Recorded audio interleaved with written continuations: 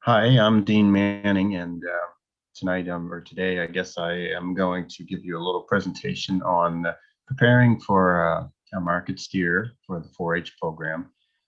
Just a little background on myself. I'm a cow producer and farmer in Hants County, and I've been involved with the 4-H program for quite a number of years, since actually the first one was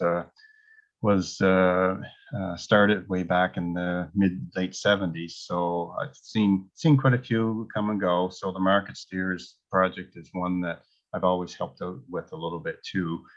So I've seen a few things over the years. So I'll just try to pull them together. And I do want to say that it is a pretty class act steer show, and it's always successful for the 4-H members. But all that depends too on how well you prepare your animals and get ready for the market steer class.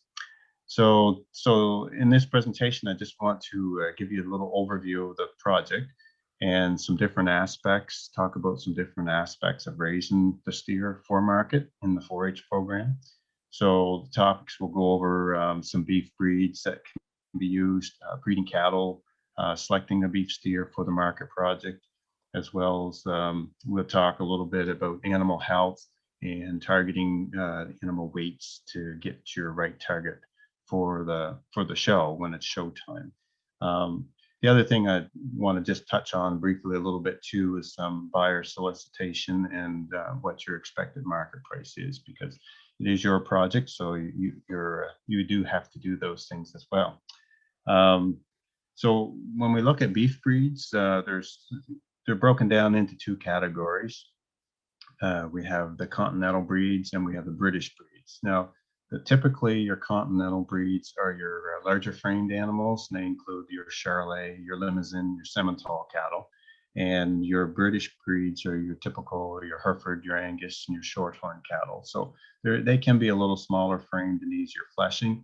And depending on what your end goal is, whether you want an easier finishing animal or if you want, a little more weight and size, it just depends on which breed you choose for that. There are some newer breeds out there, such as the Speckle Park, and there's certainly the show steers, which is a combination of a lot of different things that a lot of people like to experiment with and have done well with too. But it is based on conformation, so as well as marketing or finishability. So you have to keep both of those things in mind. One of the things when you're selecting for your market steer to take into consideration, though, is the frame size of the animal. Frame size can be either small, medium, or large, and the frame itself determines how easily the animal can finish for you. And the other thing is how much feed it's going to require. So if you have a larger frame Charolais animal, you can pretty much expect to, not in all cases, but pretty much you should expect it's going to take a lot more feed to get it to your market condition and weight. But it will also be a bigger animal. Whereas if you use one of your smaller frame British breeds, you can have the reverse opposite happen, and you can get it over finished because you haven't allowed for that easier finishing, and you have that time period to finish it in.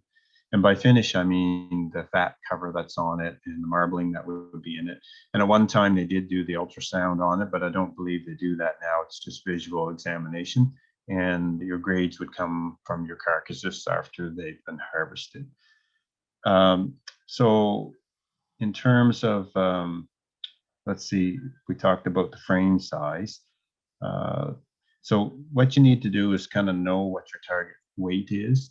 And I believe the weight range for the market steers now still is at 1,250 pounds. So, and typically what happens if the weight's been over that, you give that away. So you're not paid for that. You're only paid up to 1,250. Not sure if that's still the rule or not, but in that case, let's assume that it is the rule. What you really want to do as a 4-H member when you're getting your steer ready is try to look at getting that animal within that target. of 1,250 pounds, we'll say, if that's what it is. You may want it a little bit heavier, or you may want it a little bit lighter, but you should try to target for that. And the way you can do that, there's, you know, you need an animal probably, we're probably looking at, depending on how hard you want to feed it or how much feed you're putting into it, but we'll say 16 months plus or minus a couple of months when it's at sale time. That should give you an acceptable grade on that animal and finishing ability, and something that you can pull the previous year's calf and use that as well. So the other thing too is when you want to know what the frame of your animal is, there's lots of frame score charts out there, and there's lots of information that you can pull out of or resources that you can look. So you can look at the chart, you determine the age of the animal, you measure the height of the animal at the hips, and that'll give you the frame. So if you've got a really large frame, say something that's 8 or 9, you can pretty much expect it's going to take a lot more feed to finish that. So if we're moving on, and like I said, we talked about the frame. So selecting the animal for the market project is important as well. And I think you have to have something that's visually, appealing to the eye. That's one thing you should look at. So conformation itself, just like in your breed classes, conformation is so important, because you have to remember that these animals are all based or judged based on how they show in the show ring. So it's all visual. So the conformation is going to attract the judge's eye, because there's no carcass data that's coming off of them that they can't, that they would use to evaluate your class. Some places there are, I mean, there would be a split, but with this show, it's based on what they see in the ring. And the other thing, the visual layer of fat and marble, or not marbling so much, but the fat cover that's on the animal, that would be what the judge can feel as they're judging the animal. So a couple of other things to point out too is your feed and your water and your environment. These are all important things. So if you're picking your calf, your market steer from let's say from a cow herd that has just weaned the calf, that's when you probably should start preparing it for the market steer class. And you do that by transitioning it from, like, it's just getting forages from its mom and milk from its mother, and until it's weaned. Now, if you keep it on forage and strictly only forage, especially something that's not as good a quality, you're going to find that your animal gets what we call gutty, just because they're rumens, and their rumen develops more, and it just gets a little bit larger. And so what you've got to do is transition it and balance the rations.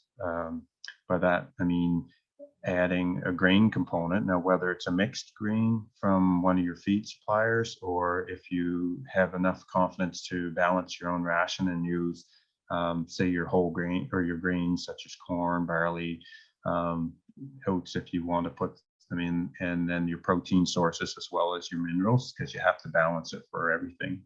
So there's a couple of different ways to go.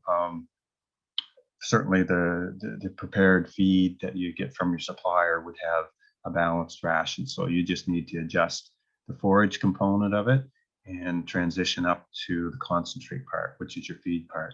And as your animal matures, you're going to find it gets more feed efficient too, as you remove the forage part of it and increase your concentrate part. So I guess you need to target, yes, and the weight you want, and then the number of days. So it's just kind of sort of simple math. So if you need to add 600 pounds over a 200-day period, then you've got to target 3 pounds per day.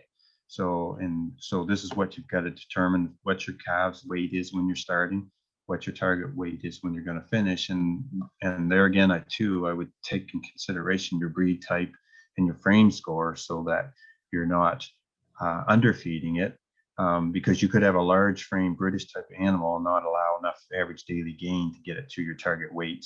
And it may be your target weight, but it may not have enough finish. So there's a couple little things to look at there. So, and one of the things I have noticed a lot over the years is there's always a certain percentage of calves that, make it to the market class that are still what I call not quite finished yet, or green calves, or they're moving along, coming along quite nice, but they probably would need another 2 months to finish. And that's where some experience comes in with feeding them, and having someone evaluate your animal long before it gets to the 4-H show or wherever the market class is going to happen. And that can start at achievement day, your achievement day, and then sometime in between. Now, you do have to be careful when you're feeding grain not to get grain overload. The calves, they they tend to like green, so you don't want them to get sick and off feed. You kind of want to keep them at a nice balance. So you can talk to people that's fed cattle before that can kind of explain these to you, or talk to your vet. That's always a good source of information. And that kind of leads me into the animal health component of it.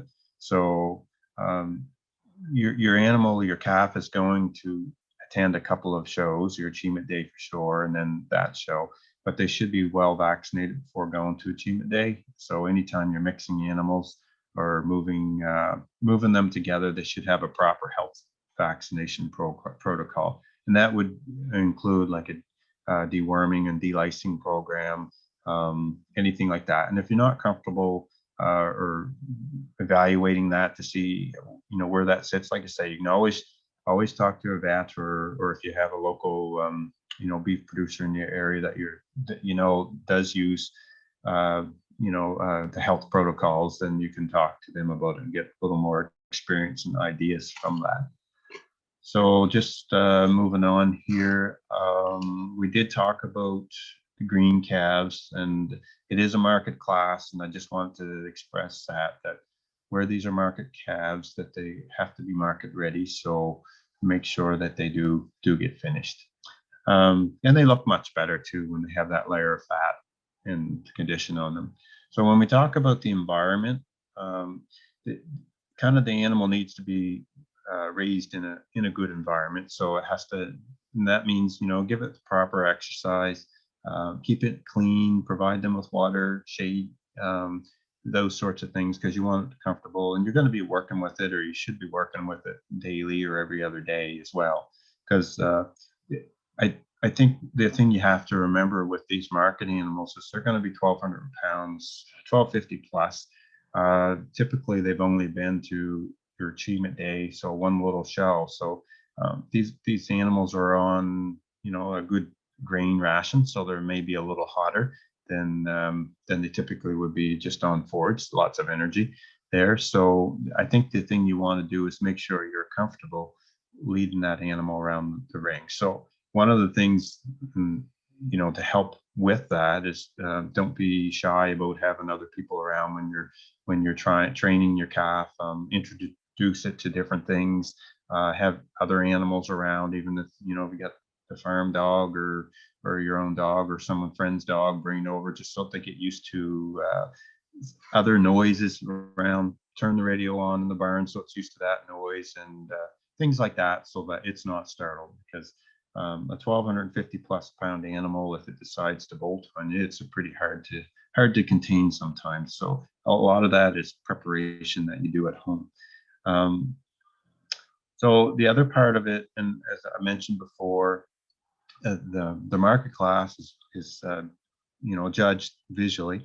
So the preparation for grooming has to, and halter training has to take place long before it even gets to the show ring, because there's ways of fitting your animal that that enhance their their look and express their muscle and those sorts of things. And the more you've got the hair trained and the more groomed they are, and the better they look, the better your chances of doing well at them. Because a lot of times, that can be the difference between, your top, we'll say your top 5 placings, or even in your middle 5 placings, for example, because it could be just how well you fit that animal. And those are all things to keep in mind, because just keep in mind they're all judged visually. So it's what the judge sees at the time.